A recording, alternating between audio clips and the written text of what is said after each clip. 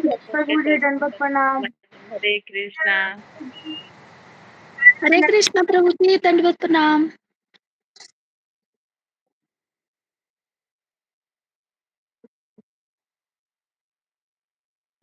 हरे कृष्णा। दंड प्रणाम से भक्तों के चरणों में, आदरणीय प्रभु जी के चरणों में दंड प्रणाम। तो आप सभी का बहुत बहुत स्वागत है आज की श्रीमद् भागवतम की कक्षा में। हरे कृष्णा प्रभु जी। तो आइए आज का सत्र प्रारंभ करेंगे भगवान से प्रार्थनाओं के साथ।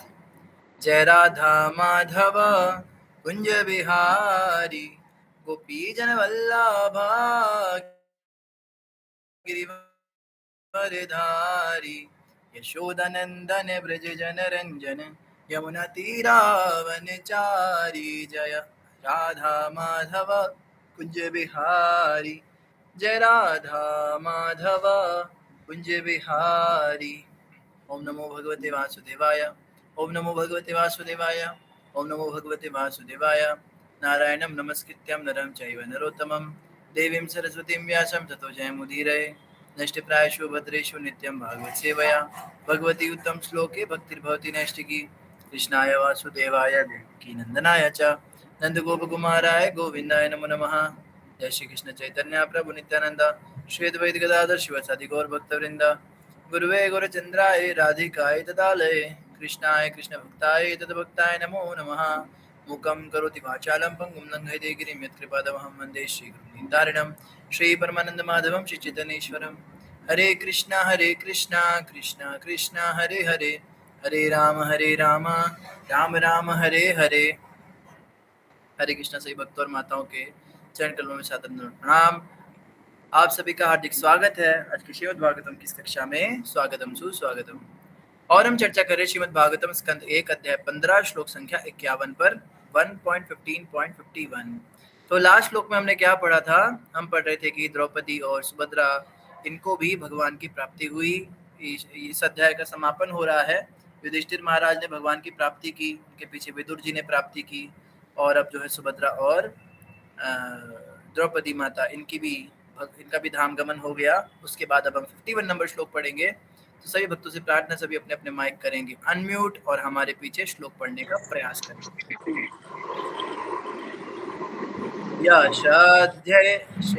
यशाध्ययितात् भगवत् प्रत्याया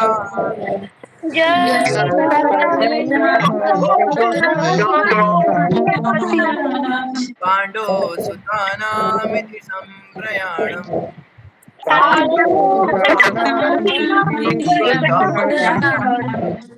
क्षीणोद्यलं स्वस्त्ययनं पवित्रम्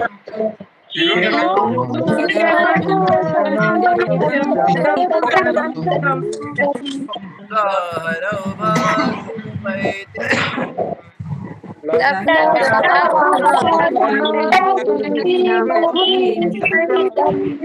श्रद्धयितात् भगवत् प्रियाणाम्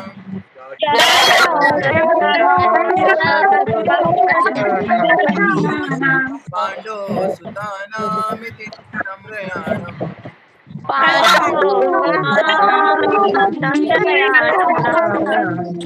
क्षीणोद्यलं स्वस्त्ययनं पवित्रम्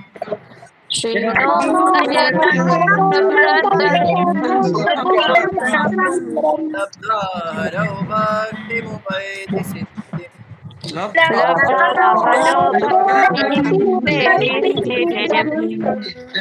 श्रद्धयितात् भगवत् प्रियाणाम्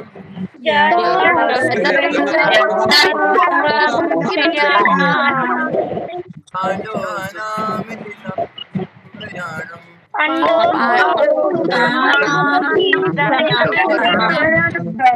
क्षीणोद्यलं स्वस्त्ययनं पवित्रम्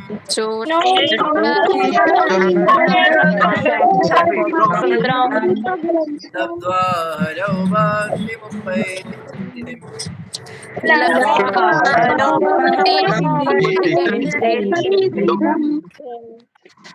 बहुत बहुत धन्यवाद सभी भक्तों का। तो ये श्लोक जो है ये बड़ा ही सुंदर श्लोक है। और यहाँ पे हम क्या देख रहे हैं? या श्रद्धयितात् भगवत् प्रियाणाम।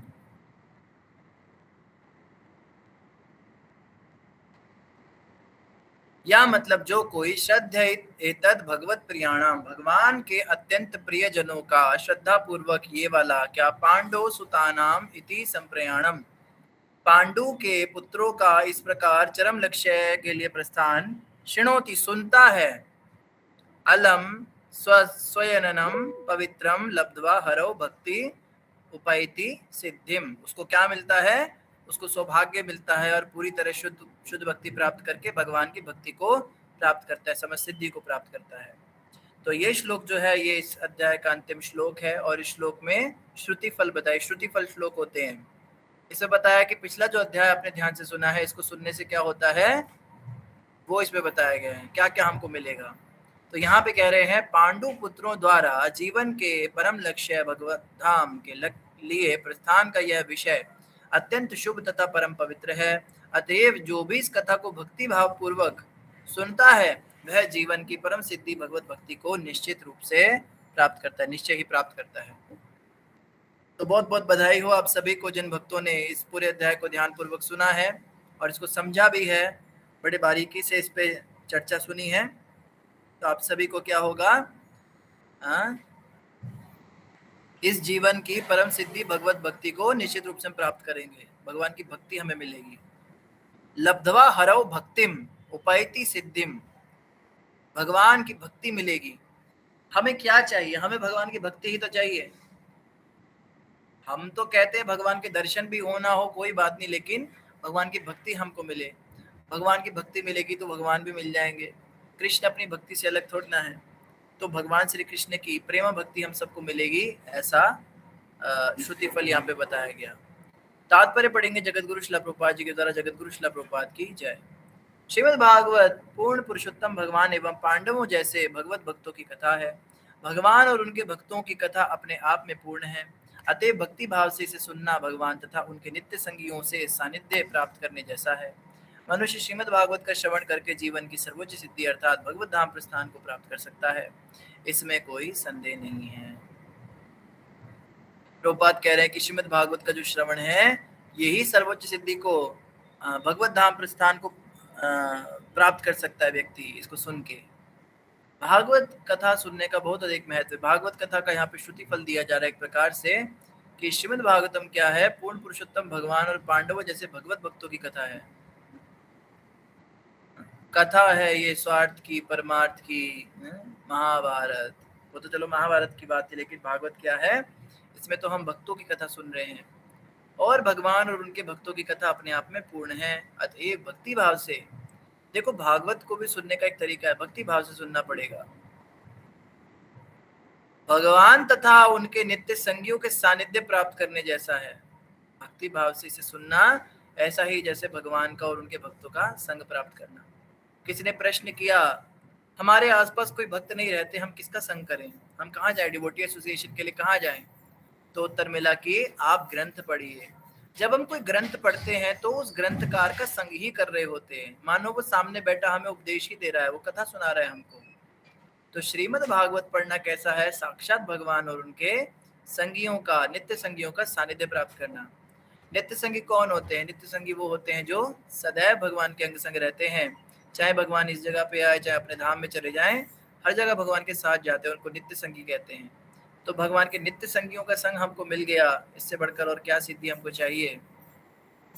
संगियों का संग। जैसे नरोत्तम दास ठाकुर भी अपने एक भजन में कहते हैं, क्या कहते हैं? से सब संगीरा संगे जे कोई लो विलास, से संग ना पाइया कांदे नरोत्तम दास, जे अनिलो प्रेमा धन करुणा प्रचुर, हेनो प्रभु कोथा गेला आचार्य ठाकुर। से सब संगीर संगे जे कोई लो विलास, अपने नित्य संगियों के संग जिन्होंने लीला विलास की, ऐसे संगियों का संग ना पाकर नरोत्तम केवल रो रहा है। नरोत्तम दास ठाकुर भगवान के संगियों का संग चाहते थे, कृष्ण कृष्ण संगियों का संग चाहते थे। भक्तों के संग में ही आनंद है, भक्तों के बिना जीवन बर्बाद है। हम तो कहते हैं भक्तों के बीच में रह के तो हमारी भक्ति खराब हो गई, हम तो कुछ दिन का ब्रेक लेना चाहते हैं, भक्तों के बीच में बहुत दिमाग खराब हो गया हमारा, इधर तो भक्तों ने परेशान कर दिया, पॉलिटिक्स बड़ी हो गई, मेरे बारे में ऐसी बातें हो रही हैं, ये हो रहा है वो हो रहा है। तो भक्तों के बीच में रह के तो हमारा तो दिमाग खराब हो रहा है, और नरोत्तम दास ठाकुर जैसे उन्नत भक्त भगवान से भक्तों का संग मांग रहे हैं। आप में से कोई कह सकता है कि वो तो शुद्ध भक्तों का संग मांग रहे हैं, हमारे साथ जो रहते हैं कोई शुद्ध भक्त थोड़ा ना है, ये तो अभी भक्त बनने का प्रयास कर रहे हैं। तो स्टैंडर्ड होता है, जो जिस स्टैंडर्ड का होता है उसको वैसे ही संग मिलता है। कल परसों किसी से चर्चा चल रही थी, वो कह रहे थे मेरे आसपास अच्छे भक्तों का संग नहीं है, मैं क्या करूं।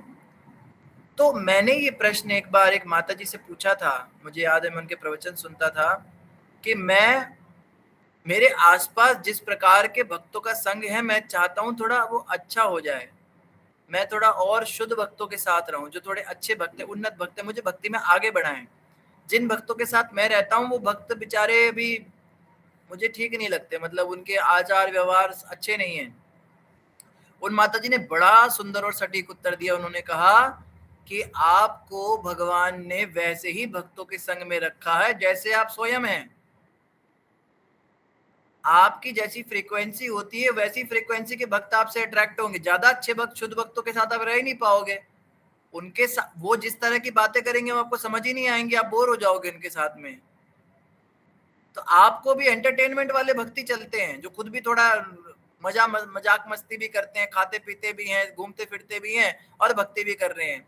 आप कहोगे तो ये लोग तो सीरियस भक्त नहीं है, तो भाई आप कौन सा सीरियस हो। हमें देखो, हमें अपने दोष दिखते नहीं, बड़ा सुंदर तरीका अपने दोष देखने का, हमें अपने दोष कभी दिखते नहीं, मेरे अंदर कोई दोष है।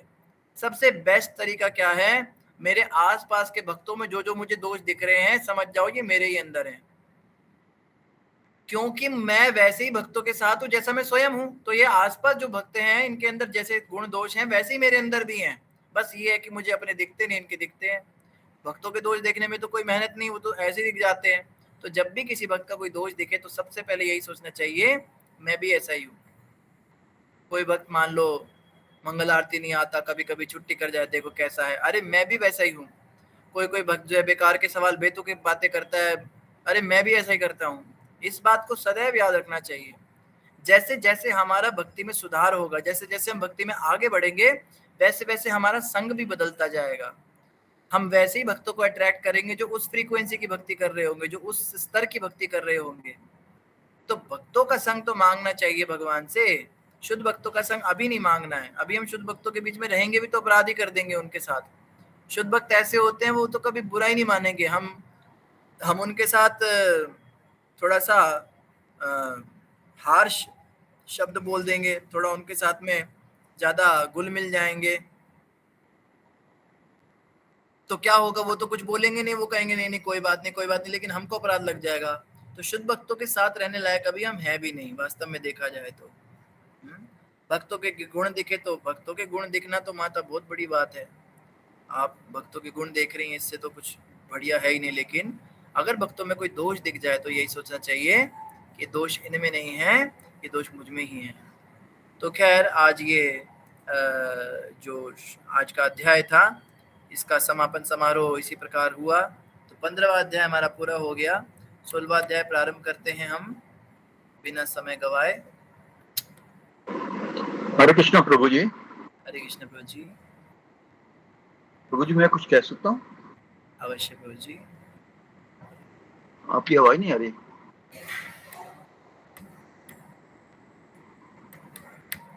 जी प्रभु जी अभी आ रही है। जी जी आ रही है, अब आ रही है। जी प्रभु जी कल आप थे नहीं। सुधा गुप्ता माता जी की बेटी को पुत्र रत्न प्राप्त हुआ है भगवान की कृपा से। हरि बोल। सभी भक्त हरि बोल करेंगे। हरि बोल। हरि बोल। हरि बोल, हरि बोल, हरि बोल, हरि बोल, हरि बोल।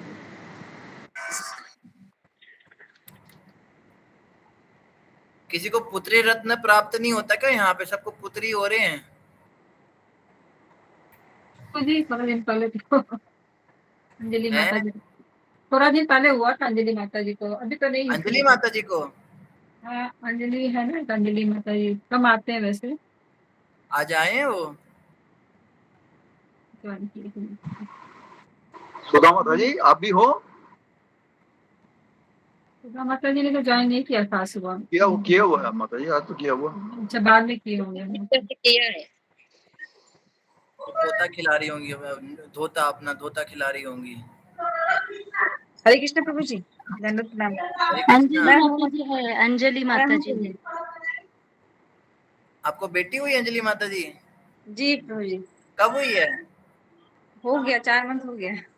4 महीने, हमें तो पता ही नहीं चला। अंजलि माता के लिए भी हरि बोल करेंगे, हरि बोल। हरि बोल, हरि बोल, हरि बोल, हरि हरि बोल, बोल, हरि बोल, हरि बहुत बोल। खुशी की बात है, देखो भगवान की कृपा से। हाँ, किसी को एक ग्रुप में कन्हैया डाला हो था रही है। प्रभु जी, हाँ? ग्रुप में डाला था, ग्रुप अच्छा, में डाला था, धनलक्ष्मी आई है। मैं थोड़ा देख नहीं पाता। तो किसी को कन्हैया आ रहे, किसी को राधा रानी आ रही है, बहुत बड़ी कृपा है भगवान की। और भगवान की हरे कृष्णा प्रभु जी, दंडवत प्रणाम। सही वक्त हरे को कृष्णा, दंडवत हरे बधाई कृष्णा। बधाई हो, नानी बन गए। बधाइयाँ बधाइयाँ। धन्यवाद प्रभु जी, धन्यवाद, बहुत शुक्रिया, बहुत धन्यवाद सबका। भगवान आप सबकी कृपा से कान्हा जी आए हैं घर में। हरे अब कृष्णा। ये बेटे के घर पे ही हो क्या? जी प्रभु जी, बेटे के घर पे ही हो? नहीं नहीं, अभी हॉस्पिटल में है बेटी, मैं हॉस्पिटल से अभी आई हूँ घर, बस जस्ट अभी आई हूँ, अच्छा, मैंने अभी ऑन किया। डिस्चार्ज नहीं करी। जी जी, आते ही मैंने पहले मोबाइल ऑन किया ना, बीच में किया था गाड़ी में ना, सिग्नल ठीक नहीं आ रहे थे तो मैंने बंद कर दिया था। बहुत बहुत बधाई माता जी आपको। धन्यवाद प्रभु जी, सभी भक्तों का धन्यवाद प्रभु जी, आपका बहुत बहुत धन्यवाद। बहुत सुंदर। तो ये जो भक्तों को बच्चे पैदा हो रहे हैं, ये बहुत बड़ी बात है, ये कोई साधारण आत्मा नहीं है। भक्तों के घर में जो बच्चे आते हैं, ये पर्यावरण में, वायुमंडल में बहुत सारी आत्माएं ऐसी भटक रही जिन्होंने पिछले जन्म में भक्ति बहुत की, लेकिन वो भक्ति उनकी पूरी नहीं हो पाई।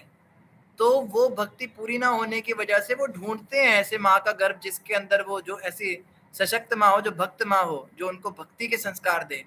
तो भक्तों के गर्भ में अगर कोई बच्चे आते हैं तो ये बहुत बड़ा सौभाग्य है, बहुत बड़ी बात है। इन बच्चों का बहुत ध्यान रखना चाहिए, बहुत प्रेम से इनको पालना है, इनको बड़ा करना है। चाहे लड़का है चाहे लड़की है, दोनों ही भगवान की देन है। तो बहुत बहुत बहुत आप सबको शुभकामनाएं, और हम तो यही प्रार्थना करेंगे भगवान से कि ये खूब प्रचार करें, भगवान की भक्ति में आगे बढ़ें। प्रभुपाद जी लड़के लड़की में कोई भेद नहीं करते थे, प्रभुपाद जी बहुत प्रेम से सभी को स्वीकार करते थे। तो बहुत अच्छी बात है। हरे कृष्णा जी। कोमल माता जी कुछ कहना चाहते थे? हरे कृष्ण प्रभु जी, दंडवत प्रणाम। हरे कृष्णा। प्रभु जी, उस दिन मैंने 2-3 लेक्चर पहले मैंने आपसे एक क्वेश्चन किया था कि वो जैसे पितरलोक के बारे में आपने बताया था कि जैसे कि वो वहाँ पे भी कोई प्रॉब्लम नहीं होती है। तो मेरे को नाम भूल गया किन के बारे में हम बात कर रहे थे। यमराज की बात हो रही थी जी। जी, जी। जी, जी, प्रभु जी।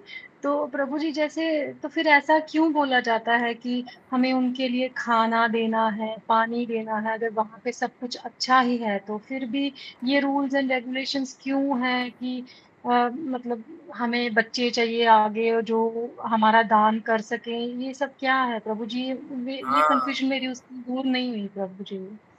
बहुत अच्छा प्रश्न है माता जी। पितृलोक के जो निवासी होते हैं वो हमारे पितृ होते हैं, हमारे पूर्वज। हम भी पितृलोक में ही जाएंगे। तो पितृलोक में जाने के लिए जो है वहां पर मतलब कुछ पुण्य तो चाहिए होते हैं। कोई पापी जीवात्मा पितृलोक में नहीं जाती, पापी जीवात्मा सीधे नरक जाती है। उसके लिए पितृलोक का कोई विधान नहीं है। कई तरह के पाप बताए शास्त्रों में, जैसे ब्रह्म हत्या, गर्भ हत्या, ये सब पाप की श्रेणी में आता है। गौ हत्या। तो ये जो इस तरह के कर्म करने वाले लोग होते हैं, ये तो सीधा नरक जाते हैं। लेकिन थोड़े पुण्यशाली जो लोग होते हैं वो पितृलोक में यमराज के पास रहते हैं, और वहां पर उनको उनके जो भी बच्चे होते हैं उनके द्वारा जो पिंड आदि दिया जाता है, वो उससे उनको भोजन मिलता है। तो पितृलोक में जाने के बाद में अच्छे से भोजन पानी मिले, इसके लिए संतान होना बहुत जरूरी है। जो बच्चे पैदा नहीं करते गृहस्थी में आने के बाद में, उनको पाप लगता है, उनको दोष लगता है। बच्चे होना बहुत जरूरी है। विशेष करके पुत्र का बड़ा विधान है। शास्त्र में कहा है जिस स्त्री को पुत्र नहीं होता उस स्त्री को पितृलोक के अंदर तर्पण बड़ा मुश्किल हो जाता है उसके लिए। तो लेकिन शास्त्र में ऐसा भी कोई वर्णन नहीं है कि जिसको पुत्र नहीं है पुत्रियां हैं तो वो कुछ कम है। ऐसे में शास्त्र कहते हैं पुत्री का जो पति है वो भी माता पिता का पिंडदान कर सकता है। ये तो देखो भगवान की इच्छा होती है, भगवान की कृपा से किसी के घर में बेटा होता है, किसी के घर में बेटी हो जाती है। तो अब जैसे हमारी मासी है उनको 3 बेटियां हैं, तो अब उनका जो सबसे बड़ी बेटी है उनका जो जमाई है वो उनको देखता है, वही उनको आगे सब प्रॉपर्टी वगैरह इनहेरिट करेगा, वही उनका सब कुछ करेगा। तो शास्त्र इसके बारे में कहते हैं क्योंकि कोई अपना इसमें हमारा तो कुछ चलता नहीं है कि हम अपनी इच्छा से कुछ कर सके।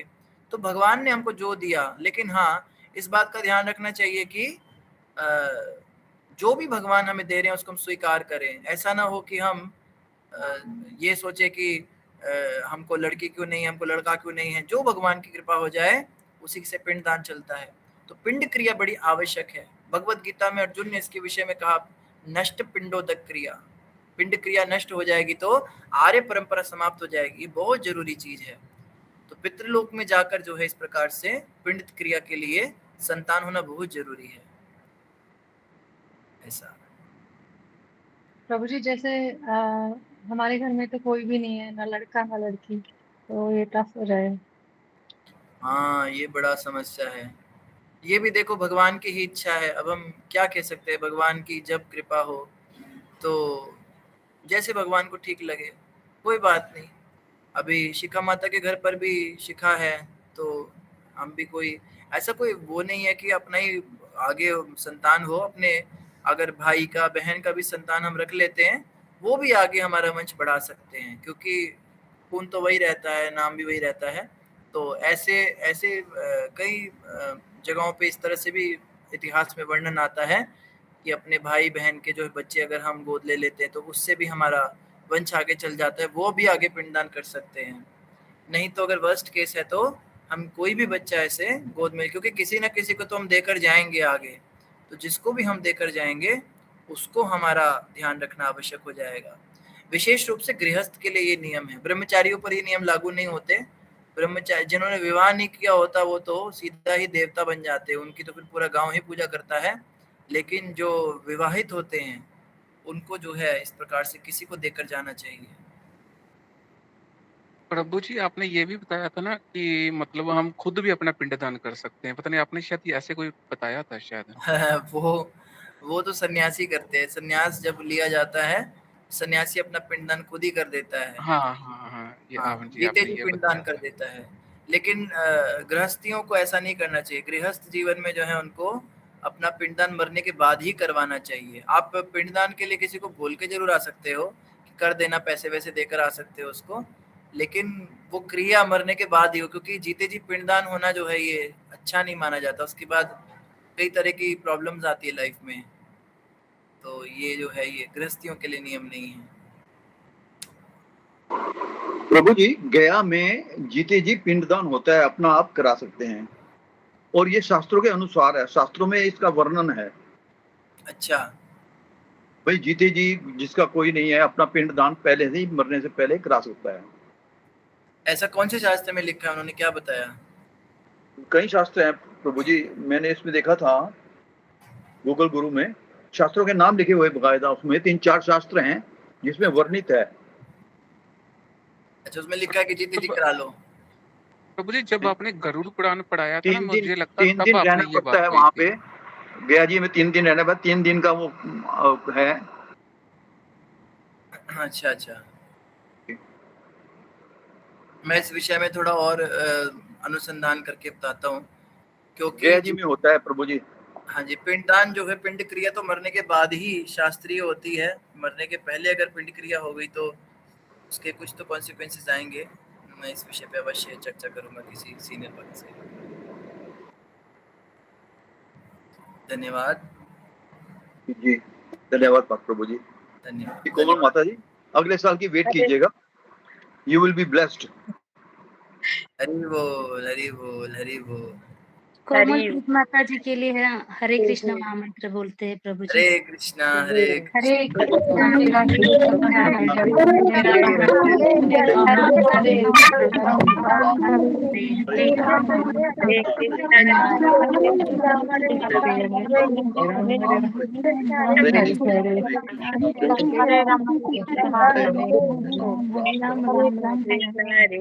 हरे राम राम राम हरे हरे हरे कृष्णा प्रभु जी का आशीर्वाद मिले कृष्ण माता जी को। हरे कृष्णा।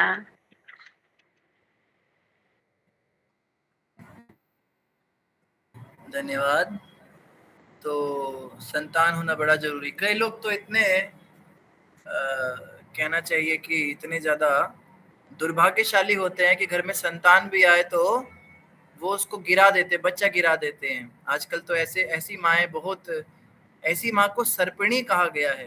एक नागिन होती है जो अपने अजन्मे बच्चे को खा जाती है। नागिन के कई अंडे होते हैं, वो कुछ अंडे खाई जाते हैं, उसको भूख लगती है। तो जो माँ गर्भ में अपने बच्चे को मार देती है वो सर्पिणी है, नागिन है। वो मनुष्य कहलाने के लायक नहीं है।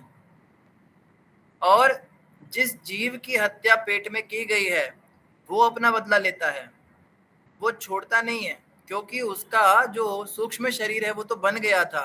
स्थूल शरीर को आपने मार दिया, अब उसका जितना जीवन था उतने समय वो आपको कष्ट पहुंचाएगा, वो आपको पितृ दोष लगाएगा और जीवन में काम में रुकावटें करेगा, क्योंकि वो खुद तड़प रहा है। तो ये जो है गर्भ हत्या, और विशेष रूप से अगर किसी स्त्री का पति उससे जबरदस्ती गर्भ हत्या कराता है विषय भोग के बाद में, तो उसको भी कुंभी पाक नरक में जाने को मिलता है, जहां पे कई तरह के पैने पैने सींगों वाले जानवर उसको नोचते हैं। और जिस आत्मा को मारा गया था वो आत्मा स्पेशल आकर उससे अपना बदला लेती है। आत्मा या आत्माएं जिन्होंने जितनी बार भी कराया। तो ये ऐसा बताया गया शास्त्रों में, गरुड़ पुराण के अंदर बताया गया है कि हम जानते हैं कि हर पाप का कुछ ना कुछ प्रायश्चित जरूर होता है।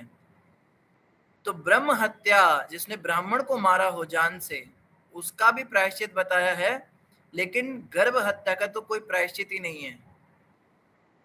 गर्भ हत्या इतना संगीन जुर्म है जो राक्षस भी नहीं करते। आप देखेंगे देवता और राक्षसों में, जैसे इंद्र को पता चला था कि कयादु के गर्भ में हिरण्यकश्यप का पुत्र है, तो इंद्र चाहता तो उसका गर्भ गिरा सकता था, लेकिन उसको इतना पता था कि गर्भ हत्या नहीं करनी होती।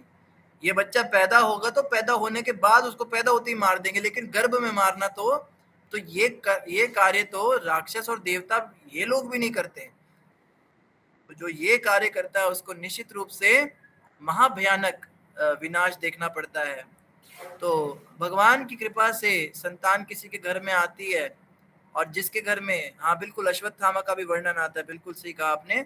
अश्वत्थामा ने भी क्या किया था, गर्भ के ऊपर चलाया था अस्त्र। इतना गिरा हुआ काम सिर्फ अश्वत्थामा ने किया है आज तक, ब्राह्मण पुत्र होते हुए। तो भगवान कृष्ण ने अश्वत्थामा को ऐसी सजा दी है, आज तक वो लोगों से घी मांगता है, उसकी मणि निकाल दी, उसके माथे से खून निकलता है। तो ये तो बहुत बड़ा पाप है, इससे तो बिल्कुल बच के रहना चाहिए। और भगवान की कृपा से सबको आशीर्वाद मिलता है। तो अभी सभी भक्तों ने मिलकर प्रार्थना की है माता जी के लिए, तो हम भी इंतज़ार करेंगे। कोमल माता भी बहुत जल्दी हमको सुंदर एक अच्छी न्यूज़ सुनाएंगी। हम सभी के वेल विशेज आपके साथ हैं। हरे कृष्णा, धन्यवाद।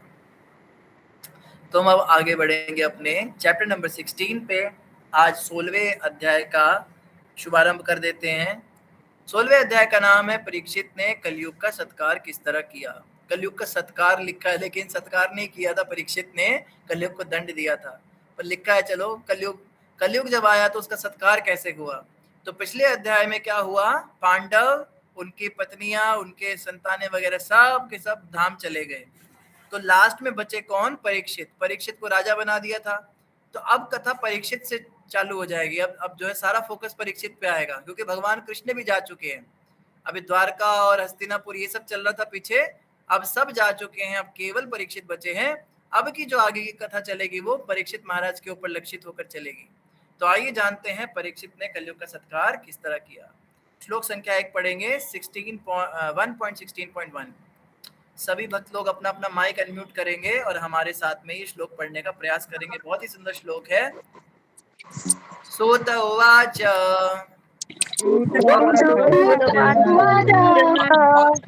तथा परेषेत् द्विजवर्य शिक्षया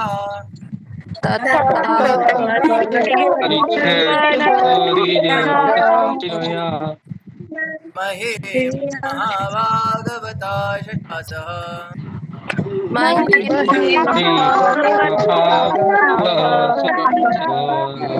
यथा हि सूत्यामपि कोविदाः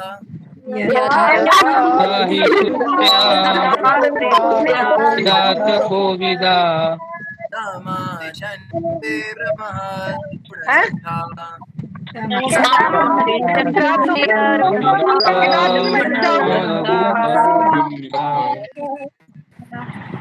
धन्यवाद जी बच्चों का। तो इस श्लोक में क्या बताया जा रहा है? इस श्लोक में हम पढ़ रहे हैं सूत उवाच, अर्थात सूत गोस्वामी ने कहा। क्या कहा उन्होंने? तथा परीक्षित। उसके बाद परीक्षित के साथ क्या हुआ? तथा परीक्षित द्विजवर्य शिक्षया। द्विजवर्य मतलब श्रेष्ठ ब्राह्मणों द्वारा, शिक्षया मतलब उनको शिक्षा मिली, क्योंकि दादा तो शिक्षा दे गए, युधिष्ठिर दादा जो हैं जितने शिक्षा दे सकते थे दे गए। तथा परीक्षित द्विजवर्य शिक्षया। उसके बाद परीक्षित को महान ब्राह्मणों ने शिक्षा दी। क्या शिक्षा दी? मही महाभागवत शशासः। मही मतलब पृथ्वी को, महाभागवत मतलब परम भक्त, शशास मतलब शासन किया, हा मतलब भूतकाल में। तो उन्होंने बताया कैसे परम भक्तों ने पृथ्वी पर भूतकाल में शासन किया। यथा ही सूत्याम अभिजात कोविदा। जैसे उन्होंने कहा था उनमें, सूत्याम मतलब उनके जन्म के समय, अभिजात कोविदा जन्म के समय पटु ज्योतिषियों ने, यथा ही जैसे कि सूत गोस्वामी, जैसे कि परीक्षित के विषय में बड़े बड़े पंडितों ने जो भविष्यवाणी की थी। आप सबने सुना था ना, परीक्षित जी का जब जन्म हुआ था तो कितनी सुंदर सुंदर भविष्यवाणी हुई थी। तो कहते बिल्कुल जैसे भूतकाल में वो भविष्यवाणी हुई थी, बिल्कुल वैसे ही उन्होंने श्रेष्ठ ब्राह्मणों से शिक्षा लेकर पृथ्वी पर शासन किया। इसका अर्थ ये हुआ कि पृथ्वी के ऊपर अंतिम धार्मिक राजा युधिष्ठिर नहीं थे, अंतिम धार्मिक राजा परीक्षित थे। परीक्षित भी साक्षात युधिष्ठिर के ही समान थे, बहुत धार्मिक राजा थे। हालांकि उम्र में बड़े कम थे, बड़े छोटे थे। युधिष्ठिर ने तो जन्म से कितना दुख देखा था, कितने युद्ध लड़े, और साक्षात वो तो यम के कह लीजिए कि अवतार थे, उनके अंश स्वरूप थे। लेकिन परीक्षित महाराज भी कम नहीं थे। ये शुद्ध जीव तत्व जरूर थे, लेकिन इनका भी पृथ्वी पर शासन करने की जो प्रणाली थी वो बिल्कुल अपने दादा जैसी थी। तो ये भी बहुत महान शासक हुए। शशासः, बहुत अच्छे से इन्होंने शासन किया। समादिशन विप्र महद गुणस्तदा। समाविशन का मतलब क्या होता है? अभिमत व्यक्त किया। क्या अभिमत व्यक्त किया ब्राह्मणों ने? विप्र मतलब ब्राह्मणों, हे ब्राह्मण, महद गुण महान गुण, तथा उसी के अनुसार सत्य। तो जो महान ब्राह्मणों ने जो इनके प्रति अभिमत दिया था, अपनी अपनी टीका दी थी, उसके अनुसार ही ये आगे बढ़े। अनुवाद पढ़ेंगे। सूत गोस्वामी ने कहा, हे विद्वान ब्राह्मणों, तब महाराज परीक्षित श्रेष्ठ द्विज ब्राह्मणों के आदेश के अनुसार महान भगवत भक्त के रूप में संसार पर राज्य करने लगे। उन्होंने उन महान गुणों के द्वारा शासन चलाया जिनकी भविष्यवाणी उनके जन्म के समय पटु ज्योतिषियों ने की थी। तो बिल्कुल जैसे कहा था वैसा ही निकला, बिल्कुल जैसा भविष्यवाणी हुई थी बिल्कुल वैसे ही परीक्षित निकले। कई लोग एस्ट्रोलॉजी में विश्वास नहीं करते, तो कई लोग कहते जैसे आजकल के जो पंडित होते हैं ये झूठ बोलते हैं। हो सकता है कि झूठ बोलते भी हों, लेकिन ज्योतिष शास्त्र गलत नहीं है। ज्योतिष शास्त्र बिल्कुल परफेक्ट बता देता है किसी व्यक्ति के विषय में, क्योंकि वो कैलकुलेशंस पे चलता है, उसमें गणना होती, ज्योतिष गणना होती है। तो श्रुति, उसका जो फलादेश होता है जातक का, वो सारा उसकी कुंडली के अंदर लिखा होता है, वो क्या करेगा, कैसा रहेगा। तो परीक्षित महाराज का जैसा सुनाया गया था बिल्कुल वैसा ही निकला। तो इनके केस में तो जो है सब कुछ सच हुआ। सुमिता माता कुछ कहना चाहते हैं?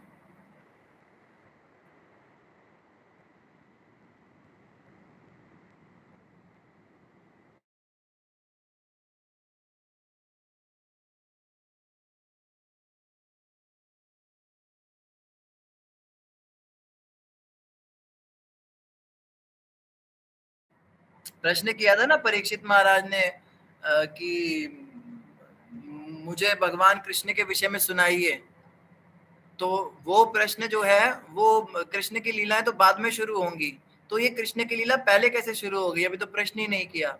तो ये जो कथा चल रही है ये अभी परीक्षित महाराज तक गई नहीं है, अभी सूत गोस्वामी की कथा चल रही है।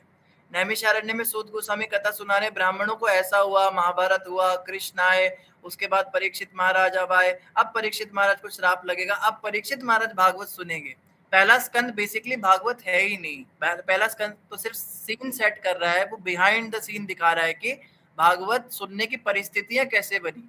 जैसे आप भगवत गीता में भी जो फर्स्ट चैप्टर पढ़ते हो उसमें भगवान कृष्ण का कोई उपदेश नहीं है, अगर देखा जाए उसमें खाली बताया है ये शंख बजा रहा है, वो वहां खड़े हैं, उधर पांडवों ने ये पहना हुआ है, उधर उसका रथ खड़ा है, तो ये सारी बातें चलती हैं। फिर दूसरे अध्याय से शुरू होता है कि अब हुआ क्या, भगवान कृष्ण ने उपदेश क्या दिया, अर्जुन ने प्रश्न क्या किया, वो बाद में शुरू होता है। तो ये पहला स्कंद भी जो है ये केवल सीन सेट करेगा, जैसा कि आपने बड़ा अच्छा प्रश्न किया है। अभी जो 16वां अध्याय इसमें परीक्षित ने कली का सत्कार कैसे किया, 17वें अध्याय में हम पढ़ेंगे कली को दंड तथा पुरस्कार, 18वें अध्याय में सुनेंगे बालक द्वारा परीक्षित को श्राप, 19वें श्लोक में सुनेंगे सुखदेव गोस्वामी का प्रकट होना, और उसके बाद में ये स्कंद हो जाएगा कंप्लीट।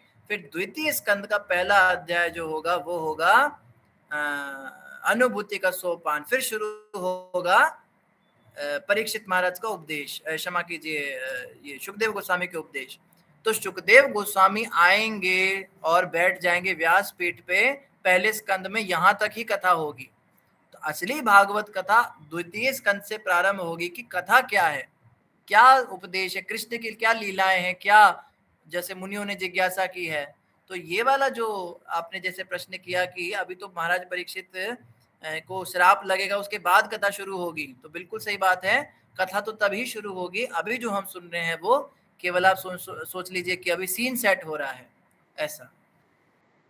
ठीक है, बहुत अच्छा प्रश्न किया, धन्यवाद माता जी, बहुत ध्यान से सुनते हैं आप।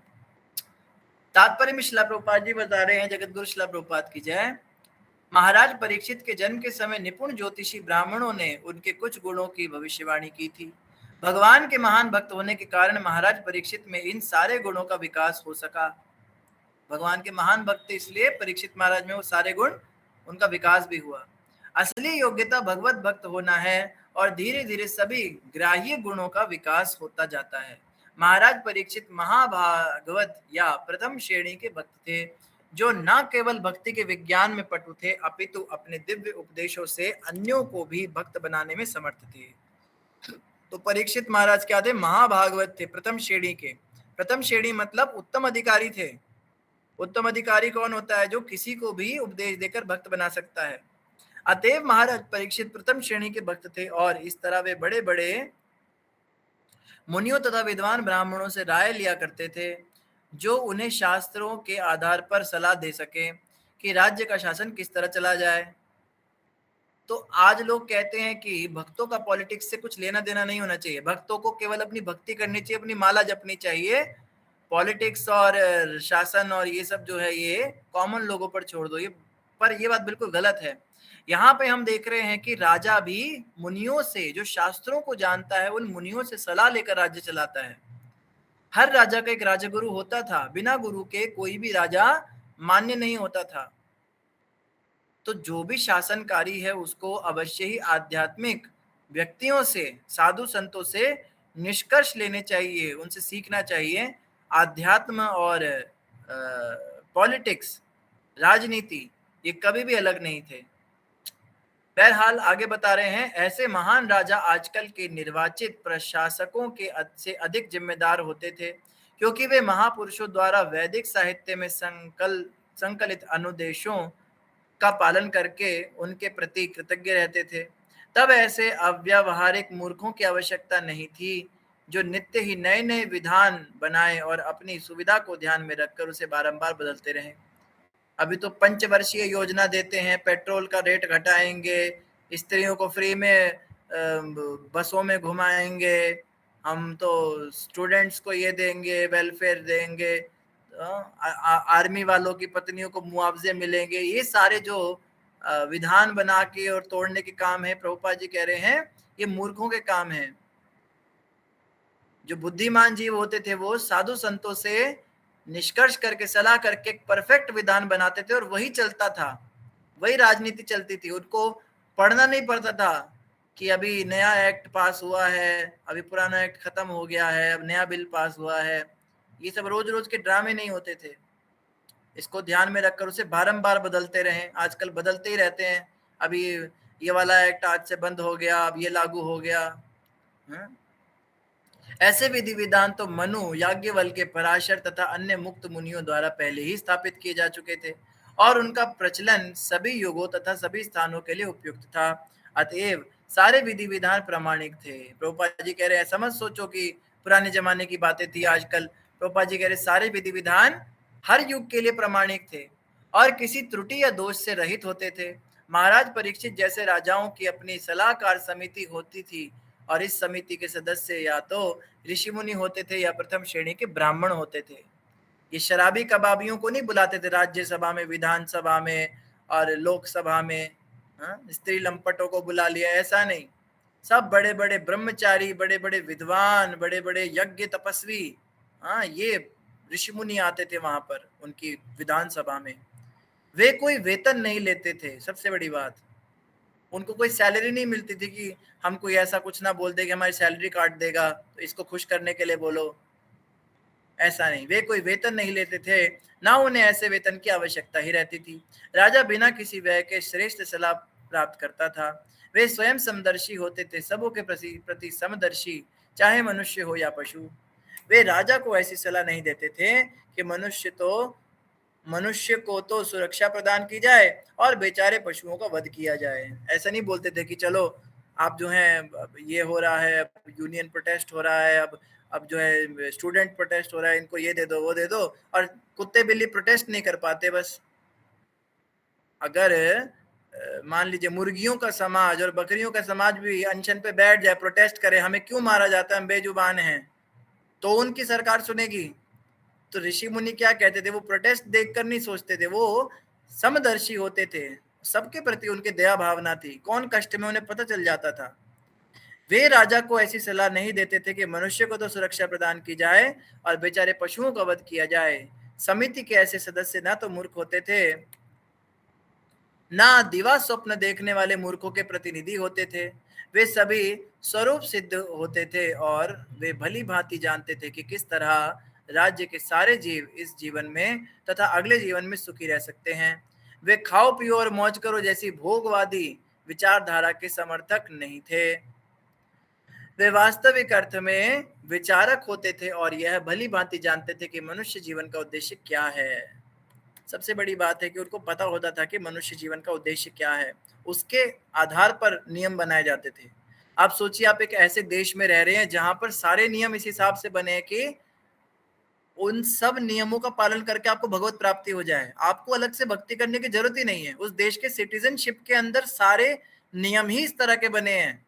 मान लो उस पूरे देश में प्याज लहसुन हर जगह ही बैंड है। उस देश में हर जगह पे किसी से झगड़ा करना बैन है। उस देश के अंदर मान लीजिए सारे जो सबके लिए 4 बजे उठना कंपलसरी है, जो नहीं उठेगा उसको एक टाइम का भोजन ना मिले। 4 नियम, 16 माला करे बिना सब कोई ऑफिस ना आए, और एकादशी पे सबको छुट्टी मिले भजन करने के लिए, और एकादशी पे भजन करने के लिए स्पेशल फैसिलिटीज हों। हर मंदिर के अंदर सरकार खर्चा करे और बड़े बड़े पंडाल लगाए भक्तों को कीर्तन करने के लिए। आप सोचिए, ऐसा भी कोई देश अगर बन जाए तो कितना अच्छा हो। तो किसी समय ऐसा था, वो ऋषि मुनि ऐसे ही नियम बनाते थे जो भक्ति में आगे बढ़ने के लिए लोगों को काम आए।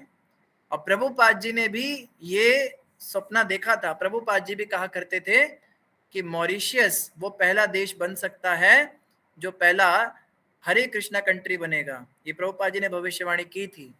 देखो अब आगे चल के क्या होता है। मॉरिशस में बहुत अच्छा प्रचार चल रहा है, हमारे गुरु महाराज भी बहुत जाते हैं वहां पे। तो प्रभुपाद जी ने मॉरिशस के लिए कहा था, this could be the first Hare Krishna country. वहां का अगर जो भी प्रधानमंत्री है वो इस्कॉन डिवोटी बन गया तो मॉरिशस जो है पहला ऐसा देश बन सकता है। और चाइना के लिए प्रभुपाद जी ने कहा था, China will be the best. China जो है सबसे बढ़िया, चाइनीज भक्त जो है सबसे आगे बढ़ेंगे भक्ति में। तो प्रभुपाद जी का भी यही विचार था कि ऐसा कोई देश, अगर ऐसा हुआ तो मैं तो मॉरिशस की सिटीजनशिप लेके चला जाऊंगा वहां पे अगर वो हरे कृष्णा कंट्री बन गया। हमारे बुढ़ापे तक ये हो जाए तो हम तो अपना बुढ़ापा वहीं काटना चाहेंगे। बहुत अच्छा आनंद बन जाएगा। हरे कृष्णा कंट्री में रहेंगे, वहाँ जगह जगह चौराहे, प्रभुपाद चौराया, प्रभुपाद मार्ग, हाँ, और राधानाथ महाराज कॉलोनी, और मतलब गुरु महाराज के नाम होंगे, और इस तरह से लोकनाथ महाराज का प्रीचिंग सेंटर चलेगा, और नवयोगेंद्र महाराज का वो चलेगा, वहाँ पे खाद्य वाला चलेगा, भोजनालय चलेगा। आप सोचो, महाराज लोगों के नाम से, प्रभुपाद के नाम से, नरोत्तम ठाकुर का रसोई घर चलेगा, बड़ा बड़ा, कितना सुंदर वो देश होगा जहाँ पे सब कुछ हरे कृष्णा वाला होगा। और वहाँ पे सभी लोग धोती कुर्ते में, सभी माताएं साड़ी में, सभी तिलक लगा के, छोटे छोटे बच्चे, गुरुकुल होंगे वहाँ पे, स्लॉटर हाउसेस नहीं होंगे, वहाँ गौवध नहीं होगा, पशुवध, बिल्कुल भी हिंसा नहीं होगी पशुओं की, सब कुछ शुद्ध सात्विक आहार होगा। और प्रभुपाद जी ने अगर ऐसा बोला है तो जरूर होगा। तो देखो, हम तो वहीं पे शिफ्ट होना चाहेंगे, यहाँ पे क्यों रहना है। खैर, आगे प्रभुपाद जी बता रहे हैं, वे वास्तविक अर्थ में विचारक होते थे और यह भली भांति जानते थे कि मनुष्य जीवन का उद्देश्य क्या है। इन सारे प्रबंधों के अंतर्गत राजा की सलाहकार समिति सही निर्देश देती थी और राजा या प्रशासन अधिकारी स्वयं योग्य भगवत भक्त होने के कारण राज्य के कल्याण के लिए उन आदेशों की छानबीन करके उनका पालन करता था। महाराज युधिष्ठिर अथवा महाराज परीक्षित के समय का राज्य वास्तव में जन कल्याणकारी राज्य होता था। तभी आप देखो, पीछे प्रभुपाद जी ने यहाँ तक कह दिया कि युधिष्ठिर महाराज लगभग रामचंद्र जी जैसे ही थे राजा के मामले में, वैसे ही राजा थे जैसे रामचंद्र जी का राम राज्य था, ऐसे युधिष्ठिर महाराज के समय का। और युधिष्ठिर महाराज को यहाँ पे परीक्षित महाराज के समान बताया, तो परीक्षित महाराज का राज्य भी लगभग राम राज्य जैसा ही था, क्योंकि राज्य में कोई भी दुखी नहीं रहता था, चाहे मनुष्य हो या पशु। महाराज परीक्षित विश्व के जन कल्याणकारी राज्य के एक आदर्श राजा थे। तो जिसको भी अपने देश को बहुत अच्छा शासन चलाना है, बहुत अच्छा बनाना है, उसको परीक्षित महाराज के समान उसका शासन करना चाहिए। हालांकि नास्तिक लोग नहीं मानेंगे इन बातों को, पर भक्त लोग तो इस बात को जानते हैं। तो देखो प्रभुपाद जी की कृपा से क्या होता है। तो इन्हीं शब्दों के साथ सभी का धन्यवाद। आगे हम कल चर्चा करेंगे। हरे कृष्ण। शिला प्रभुपाद की जय। ग्रंथराज श्रीमद् भागवतम महापुराण की जय। गौर भक्त की जय। हरे कृष्ण। जी प्रभु जी, हरे कृष्णा। जी प्रभु जी। प्रभु जी, ये लिखा हुआ है, सनातन परंपरा में रहते हुए अपने अंतिम क्रिया कर सकता है और यह हिंदू धर्म शास्त्रों द्वारा पूरी तरह प्रमाणित है। शास्त्रों के नाम हैं, ग्रंथों के नाम, आदि पुराण, लिंग पुराण, आदित्य पुराण, वैद्यायन ग्रह विशेष, सूत्र, कृत्य कल्पतरु, हेमांद्री और वीर मित्रोदय, श्राद्ध प्रकाश जैसे प्रमाणिक शास्त्रों से इसकी पूरी विधि बताई गई है। मान्यताओं के अनुसार स्वयं ब्रह्मा जी ने सबसे पहले विशिष्ट, भृगु और भार्गव ऋषि को इस जीवित श्राद्ध की विधि का ज्ञान दिया था। इस पे थोड़ा अनुसंधान करना पड़ेगा कि कौन कौन करा सकता है इसकी। ये भी लिखा हुआ है। अच्छा, ये भी लिखा हुआ है, यह क्रिया कौन और क्यों कराता है। सामान्यतः अंत्येष्टि या श्राद्ध मृत्यु के बाद संतान या परिवार द्वारा किया जाता है, लेकिन जीवित श्राद्ध निम्नलिखित परिस्थितियों में किया जाता है। संतानहीन व्यक्ति जिन्हें यह चिंता होती है कि उनके बाद उनका पिंडदान करने वाला कोई नहीं। दूसरा, अपेक्षित बुजुर्ग जो अपनी संतानों के व्यवहार से निराश या उपेक्षित है। संन्यास ग्रहण करने वाले, जब कोई व्यक्ति पूर्ण संन्यास वैराग्य लेता है तब वह संसार के लिए अपनी भौतिक उपस्थिति समाप्त करने के प्रतीक के रूप में स्वयं का मरणोत्तर कर्म, उत्तलदाह आदि कराता है ताकि वह जीवन मुक्त हो सके। उसके बाद इसकी विधि बताई गई है। फिर ठीक है, अगर प्रामाणिक शास्त्रों में दिया फिर तो करा सकते हैं। ठीक प्रभु जी, धन्यवाद प्रभु जी, फिर तो करा सकते हैं। ठीक है प्रभु जी, और तो कोई प्रश्न नहीं अभी, तो आज के लिए आ गया। धन्यवाद प्रभु जी, बहुत बहुत आपके आशीर्वाद का। कितनी हैंड की है? हरे कृष्ण प्रभु जी, धन्यवाद प्रणाम। हरे कृष्ण नाम भावने प्रभु जी, धन्यवाद प्रणाम। ज्योति माता जी ने हैंड रेज किया है। हरे कृष्ण। प्रणाम। ज्योति माता जी कल पूछ लीजिएगा आप फिर। प्रभु जी है, सुनेंगे तो देखते जी हैं। जी हरे धन्यवाद कृष्ण। जी जी अ, है अभी तक प्रभु माता जी। जी मैं पर्सनल से पूछ जी जी जी